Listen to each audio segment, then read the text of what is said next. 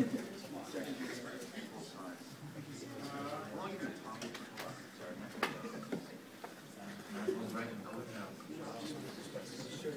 you, Mark, or the whole thing? Just you or the whole thing? Hi guys, so to be really fast, I actually wanted to bring up also the question that was raised earlier about like the what government directives sort of drive these sorts of green supply chains or the shift towards more green technologies. This is a perfect example of that. So as you guys all remember from our management science class, BMW was faced with this issue when the EU sort of mandated that European automakers had to be responsible for the disposal of the products.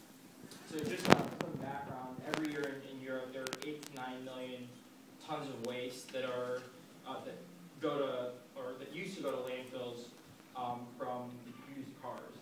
And so in 1997, the EU mandated this end-of-life vehicle directive to hold the producers of these automobiles responsible for actually taking back those cars and then figuring out how to dispose of all the materials within them.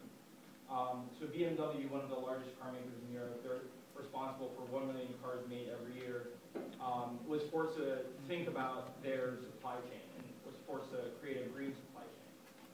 Mike's going to talk a little bit about that. I think he will. So some of my colleagues have shown you this graph. BMW supply chain is all about closing the loop here.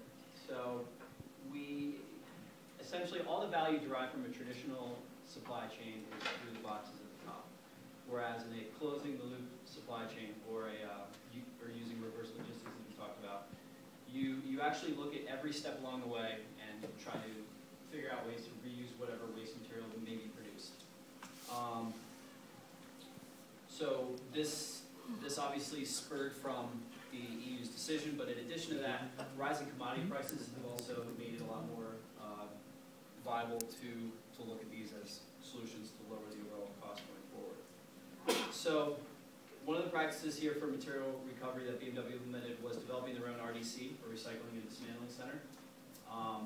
There's 3 steps that they use in the vehicle treatment, and that's the pre-treatment, the shredding process, and then the post-shredding process. So in pre-treatment, this is where you want to remove any kind of fuels, such as your gas and oils, and also any other pyrotechnical materials, such as airbags or belt fasteners. In the shredding process, you want to compact the remains, classify them, and sort them out.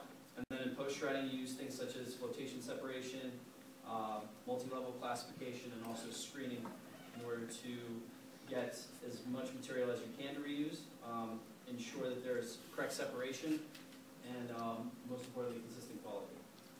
So I'm going to back over here to talk about the efficient dynamics and the benefits of overall green supply chain. Okay. One last important fact on this slide is you'll see in green that